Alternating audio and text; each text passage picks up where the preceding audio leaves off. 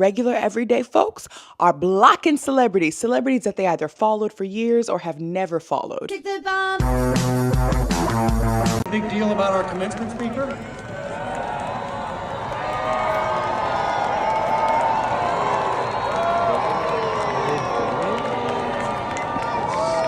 Why are people blocking celebrities on social media? What is the DigiTee movement? And why on earth did Duke University students walk out when Jerry Seinfeld was slated to speak at their graduation? That's what we're going to be talking about today. So what is the DigiTee movement? Why people are blocking celebrities on social media is the topic of today's video. So Kim Kardashian, Zendaya, and Taylor Swift are among the celebrities being targeted by digital boycotts for not speaking out on social issues. But it's not just these A-plus list celebrities. It is also digital influencers. We're talking TikTokers, YouTubers, any kind of celebrities and influencers, essentially. Let them eat cake. It's time for the people to conduct what I want to call a digital guillotine, a DigiTee, if you will. It's time to block all the celebrities, influencers, and wealthy socialites who are not using their resources to help those in dire need. We gave them their platforms. It's time to take it back, take our views away, our likes, our comments, our money, by blocking them on all social media and digital platforms. And I think the first person that we should all focus on is Hailey here. Hailey Bailey, for your ignorant decision to attend the $75,000 ticket Met Gala and recite "Let Them Eat Cake" while you have done nothing with your 10 million follower platform as people are starving and dying, we sentence you to the DigiTee. Now, I talked about this in my last video with the Let Them Eat Cake revolution, or Cake Gate as some were calling it, in reference to the apology video that came forward from TikTok influencer Hailey Bailey. But this is not an isolated incident. So if you want to check out that video, it is still up on my channel. But let's talk about the DigiTee, because this is essentially what seems to be the impetus of making these celebrities actually apologize or actually speak up. And at this point, we've seen other TikTokers like Chris Olsen speak up, as well as Lizzo. So we'll get to that later in the video. But people are saying that that was the only reason why Hailey Bailey even talked about this in the first place, instead of just sweeping it under the rug and moving on. Hailey Bailey got dressed up in her Garden of Time outfit and just put the soundbite of the 2006 Sofia Coppola film of the same name, Marie Antoinette. And, well, the girls were like, okay, okay. Now they're playing in our faces. And then people started commenting about how dystopian and weird and cringy and just tone deaf all of this was, how celebrities are just unhinged. This is dystopian. This is the Hunger Games. And then came the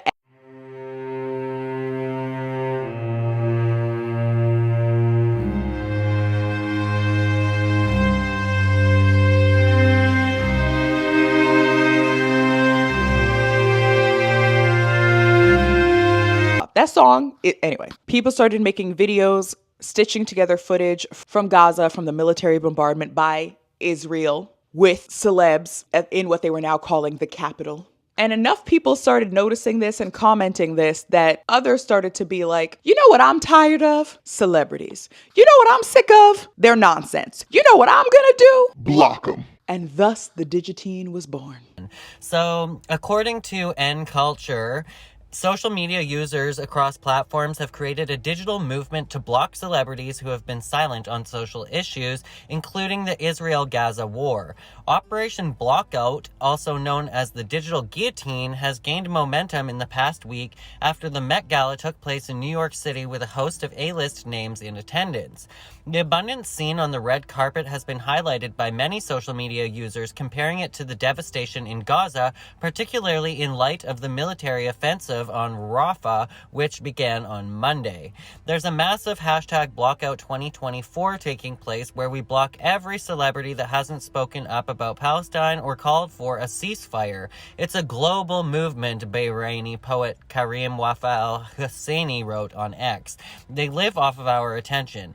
If they don't have any, they cease to exert their influence. And that is the whole kind of idea behind this movement. Using the hashtag celebrity block list, let them eat cake, and blockout, online users are listing the names of celebrities who attended the Met Gala or who have a large following and cultural influence who haven't spoken out about the events in Gaza, suggesting that they should be blocked online, which will have an impact on their digital influence and ad revenue. I made a Google Doc of every celebrity that attended the Met Gala, and now I'm going through and writing if they have been silent or if they've been using their platform to speak about the genocide in Gaza, said anonymous TikTok user Silent Celebs 8 in a video which showed a long list of celebrity names. Some of the celebrities named have the word silent next to them written in red. Some of these celebrities have not been completely silent, the user added. Zendaya did make a post back in October on her story supporting Palestine, but has been silent since. So I went ahead and put silent. Cardi B, Kim Kardashian, Taylor Swift, and Beyonce are also among those who have been mentioned by the movement by various users. The rationale behind blocking celebrities on social media platforms is to affect their influence online and, by extension, their reach and advertising revenue. The online movement also aims to create more awareness on the topic and to push for more pressure on global action for a ceasefire. As reported by NPR, a number of celebrities have lost followers since the start of the online movement. Swift has lost about 300,000 followers on TikTok in the past week and 50,000 on Instagram. At the time of writing, she has 33.3 million and 283 million followers on the two accounts, respectively. TikTok influencer Haley Khalil, who's Haley Bailey that we talked about in my past video, is also under fire, and she's been accused of tone-deaf behavior. Khalil was hired by E! News as a pre-gala host interviewing celebrities ahead of the event, like we mentioned in the previous video. In a video posted to and since deleted from her TikTok, she's seen outside of the Met Gala dressed in an intricate gown and lip-syncing the words, "Let them eat cake." So she has since apologized for that, and people are saying, oh, this movement is going to have no effect. Desmond Fambrini, a user over on TikTok, has explained that he was a government major and doesn't think that this is going to have any positive effect at all, but wishes everybody the best. I hope you blocking celebrities actually works. I hope by somehow blocking the celebrities that you gain egalitarianism, that there's more economic equality, that there is more world peace, less children that are starving and that are dying, and people that really in situations that they shouldn't be. I hope the blocking celebrities things works. I hope that I am very wrong. I think I'm wrong, though. I think that the celebrities aren't really the ones that are in power. I think government really pulls the strings on these, government major. And I think in the end, all the celebrities, all the social media platforms like TikTok can all say things like ceasefire. And what does the government do? They'll just ban the entire app. Like, you can get as many influencers, celebrities, people saying what you want. In the end, the government makes the final call. That's just been my experience as somebody who has studied social economics and government. But I hope I'm wrong. It's come to my attention that some people think that I'm against the block celebrities movement because I want to be a celebrity. That is not the case. There's no way for me to prove that unless I say, I hope what you're doing works. I hope I'm wrong. I'll leave it at that and wish you guys the best. I don't follow celebs, so I can't help. That being said, other people are saying that it is forcing people to speak out. And is it though? Although some people are coming to speak out, Haley Bailey is listed as one of those people. And I'm like, did she really say anything though? She kind of just listed a whole 8-minute apology video talking about herself and how she wishes she was invited to the Met Gala and how she's not really elite. And she's just a poor normie like one of us. So I'm like, was she really? She didn't even mention Palestine. So I'm like, okay, I wouldn't put her in that list. But Lizzo and Chris Olsen have actually spoke out, and here's what they had to say, respectively. All right, y'all, update on a mayor. We're now at 36,000 Canadian dollars, which is about 20,000 more than we had when I first posted. So that's amazing. If you can keep donating, please do. If you can only share, please do that as well. And also, if people are looking for other ways to help, I'm going to show you some of the other places I've donated. In October, I donated to the World Food Program. You can also set up recurring donations with them, which is great. The World Food Program is pretty widely known. They've been doing really great work for years, but specifically since October 7th, they have been mobilizing and delivering food for people in Gaza. In November, I donated to the UNFPA, which is the United Nations Funds for Population Activities. And right now, they're specifically supporting pregnant women and newborns in Gaza, which I think is so important. As you can see, about 5,522 are expected to give birth within the next month. So they definitely need our help now as well. In January, I donated to the Middle East Children's Alliance. From the name, you can probably tell they focus on supporting the well-being of children in the Middle East. And right now they are specifically focusing on families and children in Gaza. In May, I donated to the IRC. That's the International Rescue Committee. They have been around for a really long time. I'm pretty sure they were founded in about 1933. And they have a team on the ground in Egypt who are directly able to help bring aid to Gaza. But obviously, it is also great to donate just directly to people who have families still in Gaza so they can send them aid. And they're over halfway towards their goal, but they still have a long way to go. So I would encourage you to donate there. I do believe they're part of Operation Olive Branch, so they're in the spreadsheet that is in Erin Hameter's bio. I will tag her down below. That spreadsheet has a lot of families' GoFundMes who have already been vetted, because I know sometimes people are worried about a GoFundMe being fraudulent or something like that, but all of the families in the list of this spreadsheet are safe to donate to. They are directly sending aid to their family and helping them get out. So again, if you have the funds to donate to some of these places, I would encourage you to. If you can't donate, just share. But just to draw it back to Amer, who's the family I'm currently supporting from Aaron's Pass the Hat, please donate if you can. Let's try to get him closer to his goal. So that's what Chris Olsen had to say, and Lizzo also donated, posting this video. Hey y'all, I hope that this video finds you well. This is Dr. Ismail. He's a doctor who lives in Gaza, who has been helping the people there, and he also needs help getting his family safely out of Gaza. I just donated to help get him and his family safely out of Gaza, and I will include a link in my comment section, so if you feel compelled to help, you can give as well. This is Help Sudan, Sudan Relief, a GoFundMe that is dedicated to helping the Sudanese people who are dealing with atrocities of violence against them, famine, and genocide.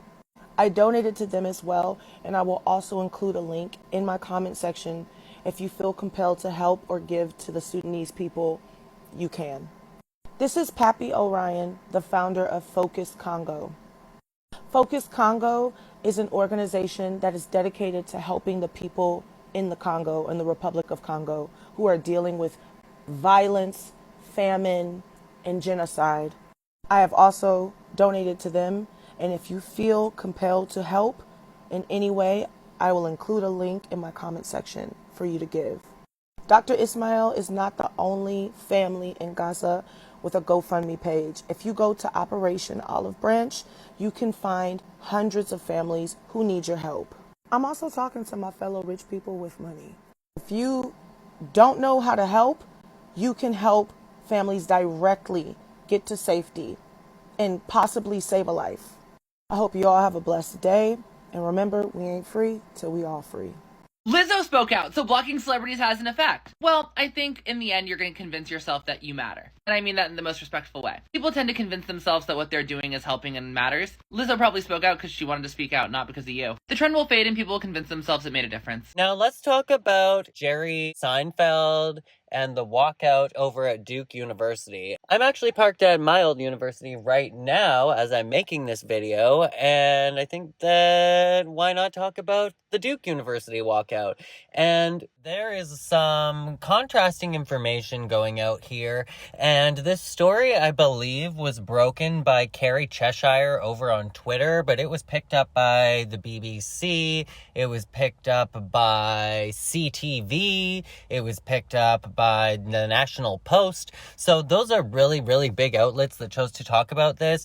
But let's get into it. So this headline from the BBC reads, "Students walk out ahead of Jerry Seinfeld's speech," as well as this tweet that was posted by Carrie Cheshire with the video that we saw says, "Probably around 200 walk out of Duke University commencement as Jerry Seinfeld is introduced ahead of being awarded an honorary degree and serving as commencement speaker. Some non-graduating students chanting, 'Free, free Palestine' as they exit." Interesting that they put non-graduating students as if they somehow would know whether they were graduating or not. I guess by their attire, we should assume.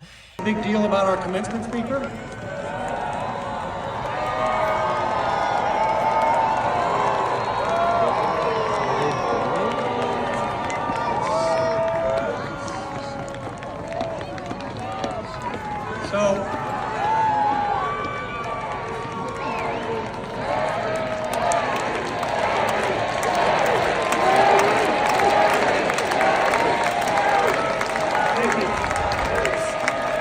Another video taken from the crowd, a couple of attendees, one donning a keffiyeh, which has become a Palestinian symbol, and one holding a Palestinian flag, can be seen taking the stairs walking away from the ceremony. The person who posted the video suggested that the boos from the crowd were directed at the anti-Semites who walked out of graduation to protest Jerry Seinfeld. Jerry said in his speech, "Privilege is a word that has taken quite a beating lately.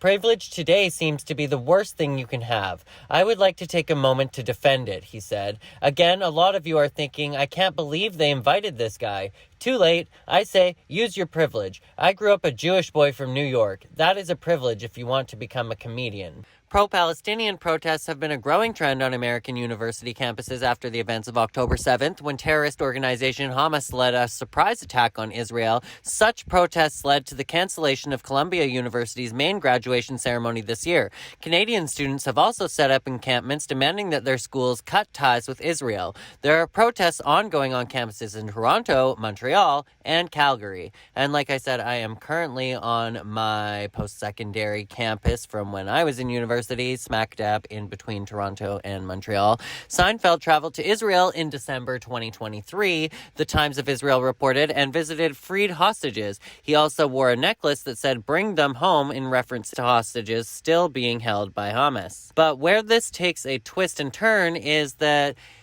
the National Post reported that 99.6% of Duke students reportedly did not walk out of Seinfeld's graduation speech, and that CTV made it look like everybody was walking out and boycotting him. So I think that that was an interesting twist in how this case has been covered by media, and so I wanted to report on both sides because we can't always trust old media. They definitely have a strong narrative.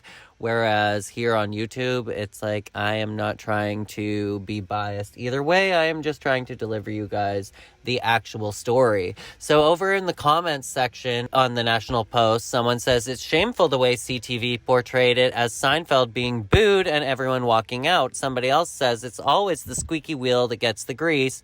Who cares, says William Brown. And Jess McAfee says, wow. Or as the BBC would report it, 99.6 stayed to protest. So as we can see, the BBC and the CTV had strongly different biases, but this commenter was saying, "The kin of the Israelis have lived in our neighborhoods and gone to our schools and worked in our communities for centuries without causing a stir, while the kin of the Palestinians cause problems and play the victim everywhere they go. Yet many believe that on other side of the world, when these groups are side by side, that suddenly the opposite occurs. That the benign group suddenly turns rabid while the hostile group suddenly turns benign. How could anyone be so detached from reality to believe that? It would be like being told you're living through the biggest health crisis in centuries while not knowing a single sick person. Totally beyond hope and a threat to those around you merely due to your miraculous ignorance."